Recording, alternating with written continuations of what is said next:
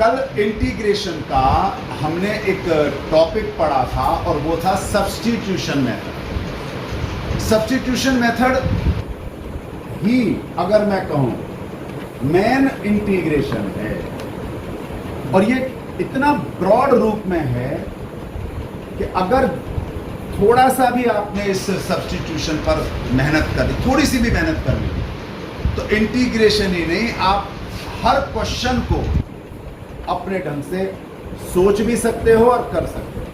तो कैसे सोचना सब्स्टिट्यूशन में, और सोचना क्यों है? इसलिए सोचना कि सब्स्टिट्यूशन के बाद वो इंटीग्रेशन वाला फंक्शन, यानी जिस फंक्शन का हम इंटीग्रेशन कर रहे हैं, वो ऐसे सिंपल रूप में आ जाए जिसका कि डेरिवेटिव होता है। यही तो टारगेट रहता है ना? कल कुछ क्वेश्चंस किए थे, आज फिर कुछ क्वेश्चनों के माध्यम से ध्यान करना। ये क्वेश्चन केवल बेस है, मेन टारगेट है वो कॉन्सेप्ट के हम कैसे सोचें।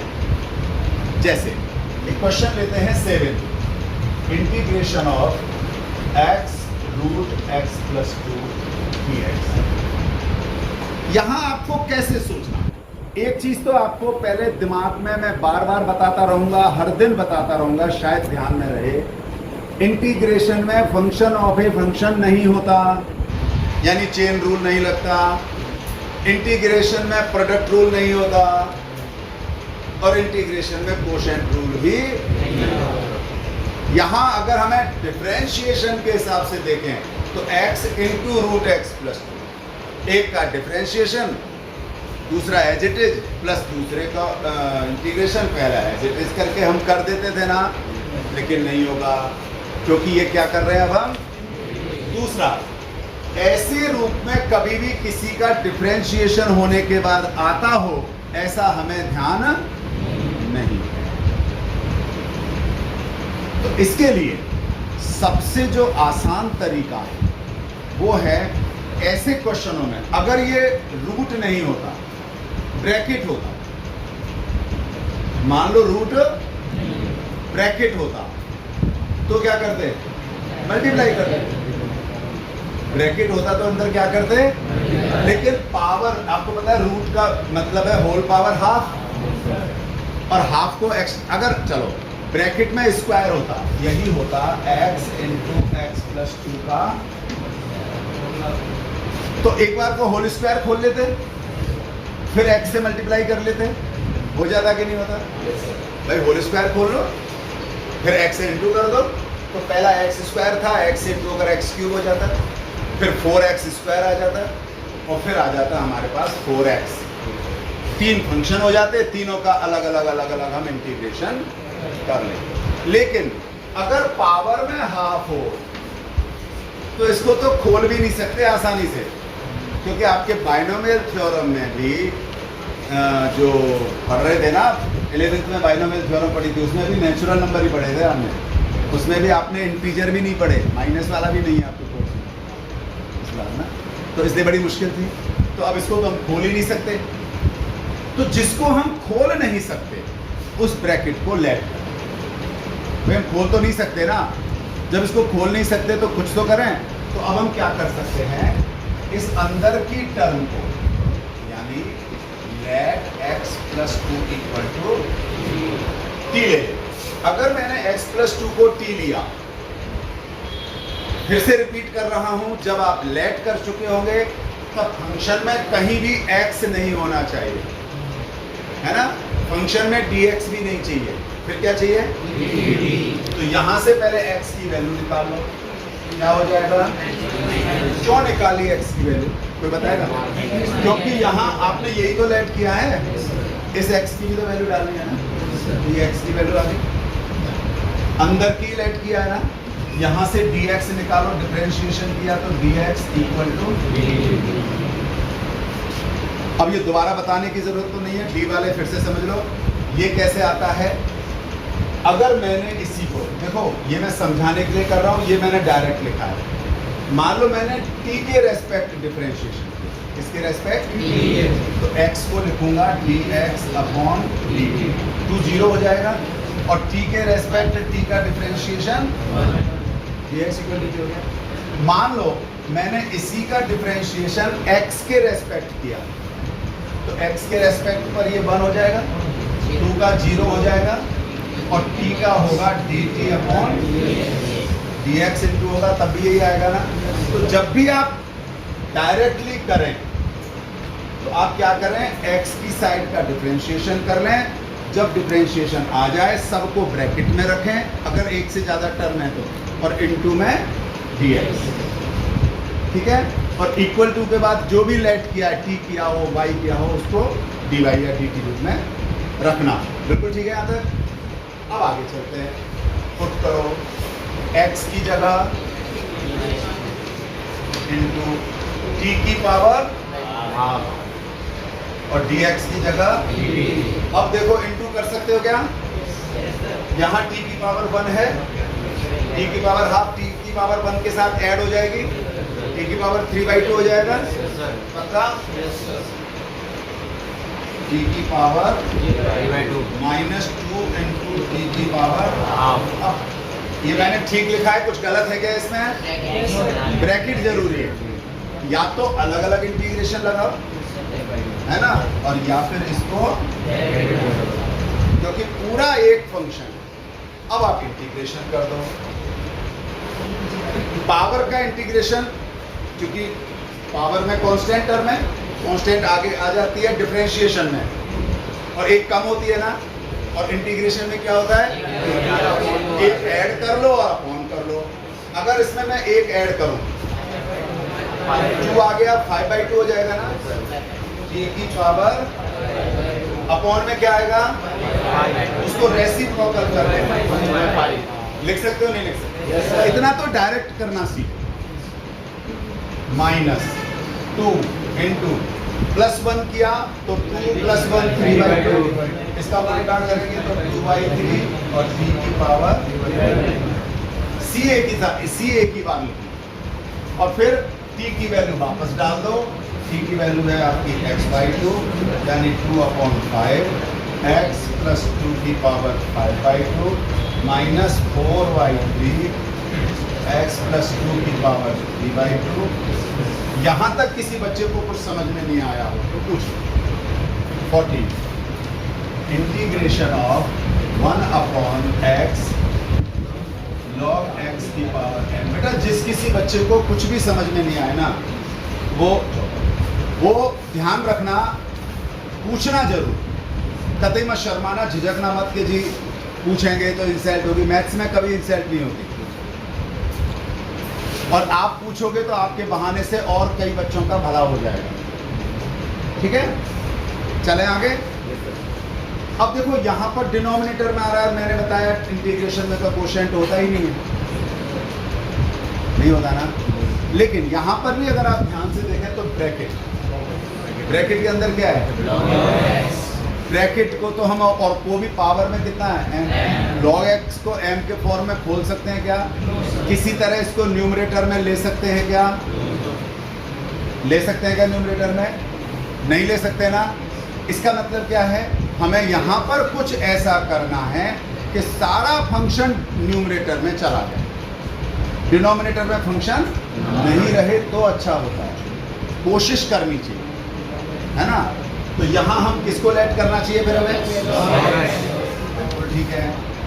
अब ये अच्छा जरूरी नहीं है आप मेन पर करो, आप रफ साइड में भी ट्राई कर सकते हो, जरूरी नहीं है कि ऐसा हो। log x इक्वल टू मैंने ले लिया, डिफरेंशिएशन करें।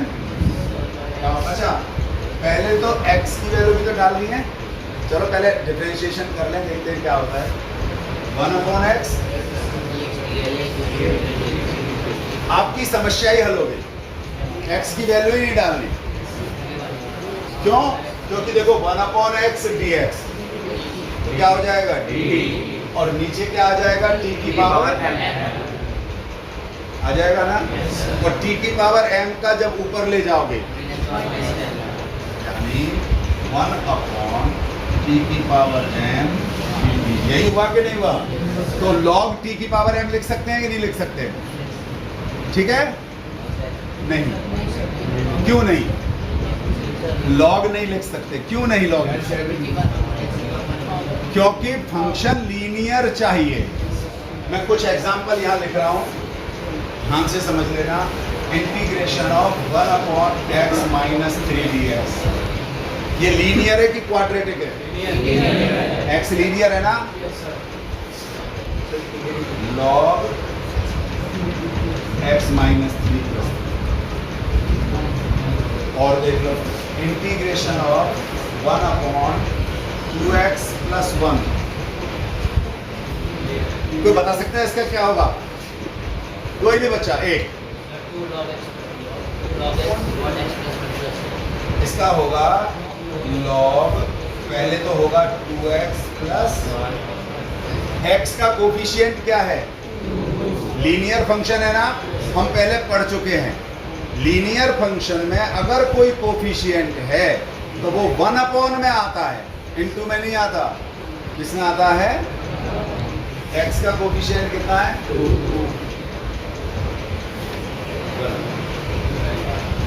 यानी अगर आप एक्चुअल में देखो तो इस हाफ यहां चला जाएगा और ये हो जाएगा log root 2x plus 1। Half है ना आगे, पावर में हाफ गया तो log रूट 2x प्लस 1। अरे ये हाफ आया कहां से? क्योंकि x का कोफिशिएंट, यहाँ x का कोफिशिएंट 1 था। लेकिन ये लीनियर में होता है। अगर पावर है तो फिर इसको ऊपर ले जाना है, t की पावर -m हो जाएगा। एक बार प्लस करेंगे तो -m प्लस 1 होगा, अपॉन में -m प्लस 1 आ जाएगा, t की वैल्यू। ध्यान में आ गया? फोटो ले बेटा, सबको क्लियर है ये चीज? कुछ पूछना है इसमें? डन है ना? और अगर एक बार आपको सोचना आ गया तो फिर कैसा भी क्वेश्चन आ जाए आप कर लो। अब अगला क्वेश्चन है इंटीग्रेशन ऑफ e की पावर 2x। इसको तो आप डायरेक्ट भी लिख सकते हो क्योंकि पावर में लीनियर फैक्टर है। पावर में कैसा फैक्टर है? और e की पावर x का डिफरेंशियल इंटीग्रेशन क्या होगा? सेम होगा ना? तो इसका इंटीग्रेशन हो गया e की पावर 2x प्लस होगा ना? x का कोफिशिएंट क्या है? 1/2। यही तो सीखना है। हर समय जरूरी थोड़ी है कि हम लंबा मेथड करें। और वैसे अगर करना हो पूरे मेथड से तो 2x प्लस 3 को t ले लो तो 2dx इक्वल टू dt हो जाएगा। dx यानी dt अपॉन 2 होगा, अपॉन 2 आगे आ जाएगा। है बेटा? पूरा मेथड से आ गया, तोड़ गया, चिंता मत कर, तू खुद करेगा और सही करेगा, विश्वास रख मेरा। दौड़ गया लेकिन टाइम वेस्ट मत कर, चलते रहे। ऐसे ये मुझे अच्छा लगा। आओ ना, हर समय मैं ही क्यों? आप में से भी कोई बच्चा अगर ये कहे कि सर मैं कोशिश करूंगा तो मुझे सबसे अच्छा लगेगा। नेट? हाँ बिल्कुल। क्या लगेगा? बताते जाना कहीं गलती हो तो। हाँ रुको। नहीं, अरे डांट नहीं रहा। एक तो डरा मत करो, कभी नहीं डांटता बेटा। पढ़ाई के लिए और आप गलती पर तो मुझे खुशी होती है कि आप गलत कर रहे हो, इसका मतलब अभी मुझे कुछ समझाना है। क्या गलती हुई? इम्प्लाई लगा दिया। इम्प्लाई क्यों आएगा? आप लेट कर रहे हो ना, तो इम्प्लाइज का साइन क्यों? इम्प्लाइज का साइन नहीं आएगा ना? Very good. हाँ, अरे तू गलत कर ही नहीं सकता। डिफरेंशिएशन करो। 2x का डिफरेंशिएशन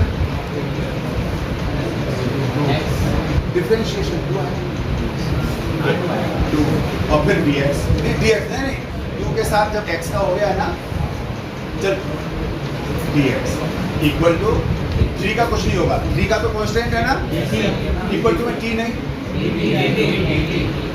तुझे पता है घबरा क्यों रहा है? एक बात बता, मेरे टोकने पर तो तू सही कर रहा है। अब तू यहाँ पुट करेगा ना, क्या पुट करेगा? 2x प्लस 3 की जगह और dx की जगह। देख फिर देख, 2dx नहीं है या dx है? क्यों? ये dx की जगह क्या पुट करेगा? और ये 2 छोड़ देंगे। यहाँ 2dx है, हमें पुट क्या करना है? तो dx की वैल्यू क्या होगी? हाँ, इंटीग्रेशन लगाओ। पहले इंटीग्रेशन लगाओ। शाबाश। e की पावर हाँ, और dx की जगह शाबाश। बेटा यहाँ तक किसी को डाउट है क्या? सबको, किसी को डाउट है क्या? अब नीचे ये 2 है, कांस्टेंट कोफिशिएंट है, ये तो बाहर हो जाएगा, इक्वल टू में 1/2 हो जाएगा। e की पावर t का डिफरेंशिएशन इंटीग्रेशन, e की पावर t का इंटीग्रेशन ये सेम e की पावर x का डिफरेंशिएशन भी सेम होता है और e की पावर x का इंटीग्रेशन भी सेम होता है। e की पावर t प्लस c, लेकिन t की वैल्यू तो डालनी है, अभी आंसर मत करना। t क्या लेट किया था? यहाँ देखो, इक्वल के नीचे इक्वल डालो, ऐसा साइड इक्वल नीचे इक्वल डाल, हाफ देख, ये हाफ का 2 कैसे हो गया? जल्दी क्यों कर रहा है? हाफ e की पावर,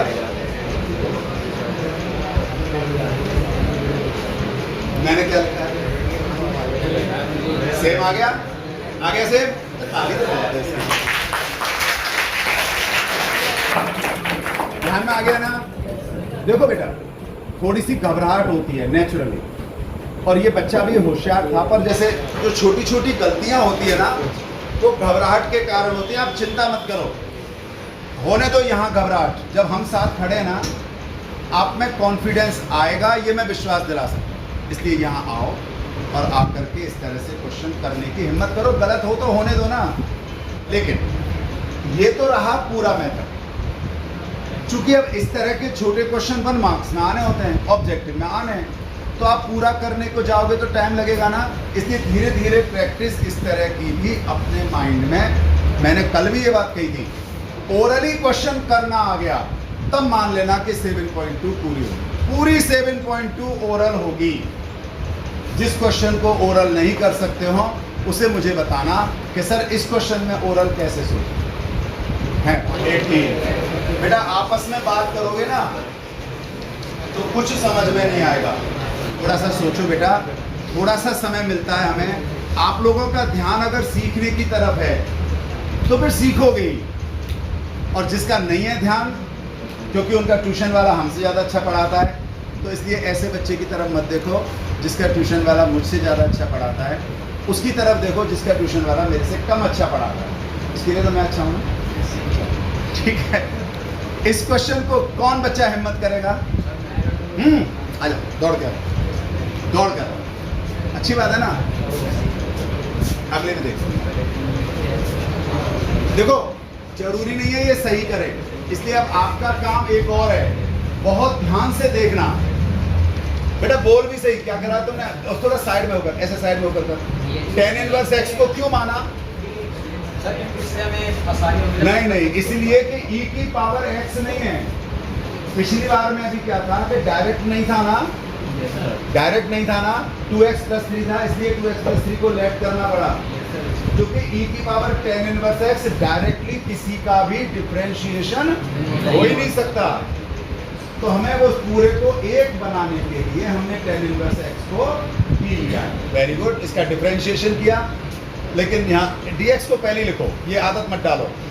सुनो यहाँ ये नहीं, dx कोई बात नहीं, वो लिखना यही चाह रहा था। ये आदत मत डालना कि जी पहले dt/dx लिखें।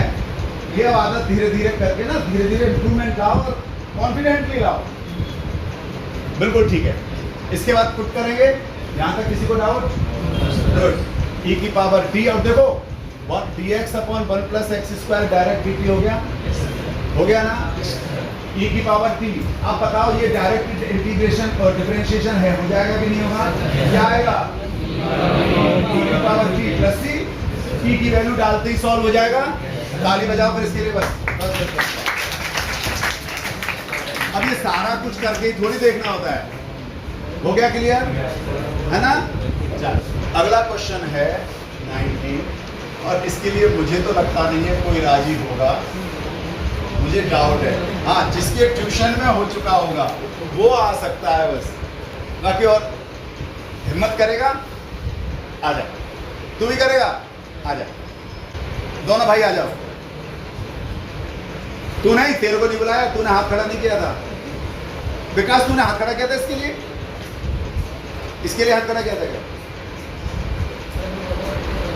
नहीं,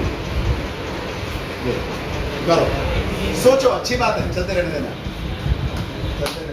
देखेंगे सही ना बच्चे कैसे कर रहे हैं, क्या सोचेंगे बताओ। सबको समझाओ। इसका डायरेक्ट डिफरेंस इसका कोई डिफरेंशिएशन नहीं है, तो हमें इसको बनाना पड़ेगा कि कैसे ऊपर या नीचे कैसे ना कैसे डिफरेंशिएशन आता है एक दूसरे का। तो क्या सोचेंगे बताओ पहले। सर अगर हम ऐसा करें कि इन दोनों को 3 exponential to the power x से डिवाइड कर दो, 3x to the power 3 e to the power x से डिवाइड हाँ कर देखो किसका क्या करना चाह रहे हो, रफ साइड में e to the power x से मैं दोनों को डिवाइड कर दूं। दोनों को डिवाइड कर दे। इसका कहना है कि अगर e की पावर x से दोनों को क्या आएगा, नहीं नहीं कोई बात नहीं, कोई बात नहीं। देखो फिर क्या आएगा, फिर sir e to the power x ऊपर चली जाएगी, मल्टीप्लाई करूंगा, इससे मल्टीप्लाई करूंगा, ये तो माइनस हो जाएगा ऊपर जाके, इससे मल्टीप्लाई करूंगा तो 1 कम हो जाएगा। उधर करो जरा सॉल्व उसको। बेटा बहुत इंपॉर्टेंट चीज है, ध्यान करना, और बोर्ड में आया हुआ क्वेश्चन है इसलिए इसको मैंने स्पेशली ध्यान दिलवा रहा हूँ। ये देखो ऐसे ही होगा ना, हालांकि इसने ये मेथड इस तरह से ले लिया है, मैं तो डायरेक्ट डिवाइड करवा देता। e की पावर 2x अपॉन e की पावर x, एक x कम हो जाएगी तो e की पावर x रह गई, माइनस 1 अपॉन e की पावर x है, ऊपर आएगा तो e की पावर फाइनली ये आएगा कि नहीं आएगा। क्या इसी तरह से यहाँ भी डिवाइड करेंगे तो प्लस में आ जाएगा पक्का। अब डायरेक्ट लिखो यहाँ, वो तो रफ साइड का काम था समझने के लिए, तो हम इसको कैसे लिख सकते हैं। अब देखो जरा, क्या ऐसे लिख सकते हैं क्या जो ये लिख रहा है।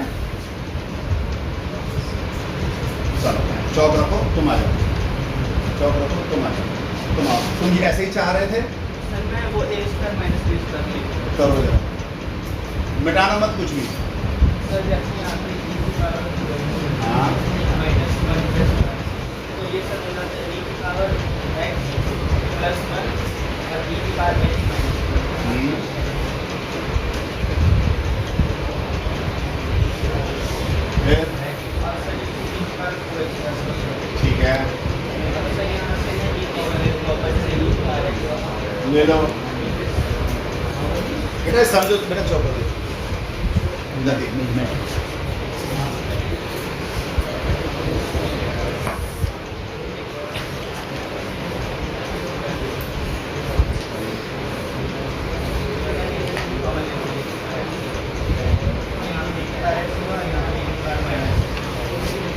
नहीं, ये तो समझ में आ गया, लेकिन ये एक और आएगा ना, e की पावर x की कॉमन लिया है ना, तो e की पावर x पर ये तो हो गया, पर एक और भी तो आएगा, एक छोड़ देंगे क्या भाई, दो है ना फंक्शन, दो फैक्टर है, एक में से ले लिया तो -1 नहीं। सर वो तो बनाएगा आप e की पावर x नहीं बेटा, कंफ्यूज हो गया ना, सही कर रहा है, एकदम लेटेस्ट मेथड, बिल्कुल ही डिफरेंट मेथड। मैंने भी आज तक इस तरह से नहीं किया था, लेकिन अच्छा लग रहा है। ओझा जी देखो कितना बढ़िया ढंग से ये बच्चा अलग ढंग से क्वेश्चन कर रहा है। सर e की पावर, इधर समझा दूं पहले, तूने अभी तक जो किया है, 1 का स्क्वायर कर लिया, अब बेटा नीचे रहो, दिख जाएगा ऊपर लिख रहा है, a square minus b square के फैक्टर कर लिए, a plus B, a minus B, नीचे एज इट इज ही है, ऊपर से e की पावर x कॉमन ले लिया, तो जब इसमें से e की पावर x कॉमन लोगे तो e की power x plus 1 upon e की पावर x होगा ना, तो e की पावर माइनस x हो जाएगा। चूंकि यहाँ से भी e की पावर x कॉमन जाएगा या नहीं जाएगा, जाएगा नहीं जाएगा, प्रोडक्ट है, मल्टीप्लाई है सर यहाँ पे मैंने गलती कर दी, अगर जी। हम कॉमन लिया तो नीचे फिर को लेना पड़ेगा पूरे को। जी, एक छोटी सी गलती, देखो कॉन्सेप्ट समझो, बात इसकी नहीं है, गलती की नहीं है, गलती तो करो लेकिन कॉन्सेप्ट तो समझो। दो फैक्टर हैं, अगर आपने e की पावर x कॉमन केवल इसमें से लिया है तब तो ये एज इट इज रहना है, कोई दिक्कत नहीं है, इसको एज इट इज रख सकते हो, कौन मना कर रहा है, इसको एज इट इज रहने दो ना, इसमें से नहीं लिया कॉमन हमने, नहीं, मैं तो दोनों बातें बता रहा हूँ, आपने केवल एक में से कॉमन लिया, इसमें से नहीं लिया है, तो ये एज इट इज रहेगा ना, नीचे से e की पावर x कॉमन ले लिया, तो ये आएगा कि नहीं आएगा, बोलो अरे हाँ या ना। और अगर ये आ गया है ना, तो बताओ ये कटा कि नहीं कटा,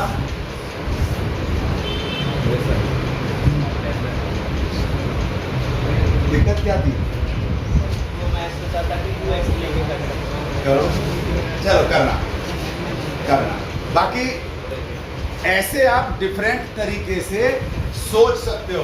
मैं अभी ये नहीं कह रहा हूं कि इसमें आगे क्या होगा, लेकिन जो एक बेस्ट तरीका, जो सबसे आसान तरीका है वो यही है कि e की पावर x से ऊपर नीचे डिवाइड कर दिया, डिवाइड करने पर ये आ रहा है। अब कुछ नहीं करना, अगर आप ध्यान से देखोगे इसको, अगर आपने t लेट कर लिया, लेट कर सकते हैं ना t, ठीक है, जरा डिफरेंशिएशन करो तो e की पावर x का e की पावर x ही होगा, e की पावर माइनस x का e की पावर माइनस x ही होगा, लेकिन -1 तो रहेगा ना, वो आगे आएगा तो माइनस हो जाएगा, ये होगा, ये पूरा न्यूमरेटर में है। तो finally integration of 1/t dt हो जाएगा कि नहीं? बहुत आसान है। यहाँ तो e की पावर x न्यूमरेटर और डिनोमिनेटर में हमने कॉमन ले लिया ना, मतलब डिवाइड कर दिया न्यूमरेटर डिनोमिनेटर को। उसके बाद ये पोजीशन आ गई डिनोमिनेटर, क्योंकि डिनोमिनेटर चाहिए नहीं हमें, क्योंकि डिनोमिनेटर चाहिए ही नहीं, तो डिनोमिनेटर को t ले लिया। जब इसका डिफरेंशिएशन किया तो न्यूमरेटर आ गया, तो पूरा न्यूमरेटर तो हो गया dt और ये हो गया 1/dt। इतना सही तो कहाँ है? 1/1 प्लस 10x या 1/1 प्लस cot x, ये हो गए ना। ऐसा भी हो सकता है कि नीचे दोनों जगह माइनस, तो कितने क्वेश्चन हो गए? हो गए कि नहीं हो गए? 4। इसमें थोड़ी सी ट्रिक है, इसे हम डायरेक्ट समझा तो सकते हैं, लेकिन थोड़ी सी इसमें बहुत सारे कॉन्सेप्ट इसमें जुड़े हुए हैं, और सबसे बड़ी बात है इसमें 2-3 क्वेश्चन भी इन्वॉल्व हैं। 2-3 क्वेश्चन इन्वॉल्व है, जरूरी नहीं है क्वेश्चन इस टाइप से आए। इसके बाद जब ये किसी और में कन्वर्ट कर लेंगे, क्वेश्चन उस रूप में भी आ सकता है ना। जैसे मैं 10x का बता रहा हूँ, वैसे ही cot x का हो जाएगा, वैसे ही प्लस का हो जाएगा और वैसे ही माइनस का। 10 को हम साइन अपॉन कॉस लिख सकते हैं, sine x upon cos x लिख करके कॉस एक्स एलसीएम आ सकता है ना। थोड़ा सा डायरेक्ट कर रहा हूँ, अगर sine x upon cos x है तो कॉस एक्स तो ऊपर चला जाएगा ना, नीचे क्या हो जाएगा? हो सकता है क्वेश्चन ये आ जाए आपको इंटीग्रेशन करना, ये दूसरा क्वेश्चन हो गया आने के लिए, ये नहीं आया, ये आ गया। बात तो यही थी, यही क्वेश्चन तो इसमें कन्वर्ट हुआ है। प्लस है तो प्लस है, माइनस है तो माइनस है, और अगर ये कॉट होता तो कॉस अपॉन साइन होता, साइन ऊपर चला जाता, कॉस नीचे आता।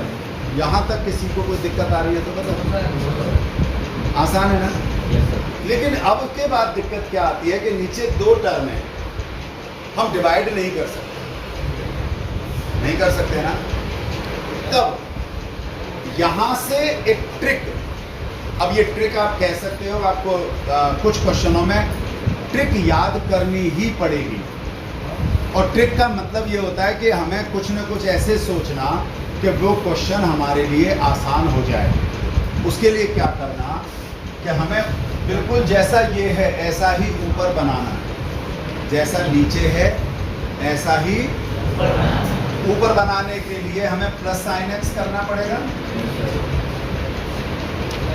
लेकिन केवल प्लस तो नहीं कर सकते, आपको माइनस साइन एक्स भी करना पड़ेगा, तभी तो इक्वल होगा, है ना। अब अगर दोनों के साथ कॉस चाहिए तो कॉस भी कितना चाहिए? डबल चाहिए ना। कॉस कितना चाहिए? डबल। तो हम क्या करेंगे, 2 से ऊपर नीचे पहले इनटू का, अब ऊपर 2 cos x हो गया, इसका मतलब cos x plus cos x, 2 cos x है ना, cos x प्लस तभी तो 2 cos x होगा, पक्का ना। 2 cos x है तो cos x प्लस, अब मैं इसको लिख सकता हूँ हाफ इंटीग्रेशन, एक cos x के साथ प्लस साइन x कर दूं और दूसरे cos x के साथ बताओ ऐसा, ये ट्रिक है। ट्रिक का मतलब होता है ऐसा कोई मेथड यूज करना जिससे हमें लंबा नहीं जा करके क्वेश्चन शॉर्ट हो जाए। यहाँ तक कोई दिक्कत आएगी क्या ट्रिक में? क्योंकि डिनोमिनेटर तो दोनों के नीचे सेम रहेगा, भाई डिनोमिनेटर तो सेम रहेगा ना, या अंतर हो जाएगा डिनोमिनेटर में? सेम रहेगा ना। प्लस में है, कट गया। इसको मैंने टी ले लिया, इसको टी लेते ही ये हो जाएगा dt। आप देख लो, इसको टी लो, डिफरेंशिएशन करोगे तो sin x का क्या होगा और cos x का क्या होगा? इसे t लेते ही dt हो रहा है। तो अब ये फाइनली आ गया। आप इंटीग्रेशन को अलग अलग कर देते हैं। यहां से बच रहा है 1, यहां से क्या बचा? dx, 1 dx प्लस हाफ, ये हाफ और है, हाफ दोनों के साथ है ना। यहां आ गया 1 अपॉन इंटीग्रेशन 1 अपॉन डी। अब ध्यान क्या रखना, यहाँ x के रेस्पेक्ट हो रहा है, यहाँ t के रेस्पेक्ट हो रहा है। यहाँ इंटीग्रेशन में x आएगा और यहाँ log t होगा, तो t की वैल्यू डालनी है जो होगी sin x plus cos x। अब यहाँ ध्यान क्या रखना, चूंकि 2 बार इंटीग्रेशन हो रहा है ना, तो कुछ बुक्स में C1 अलग और C2 अलग मिलेगा और बाद में उन्होंने दोनों को क्लब करके C लिख देते हैं। इतना मत दिमाग लगाना। आप जब दोनों का इंटीग्रेशन हो जाए तब लास्ट में फाइनल C लिख दो, तब भी हम मान लेंगे कि आपका बिल्कुल ठीक हो जाएगा। पक्का?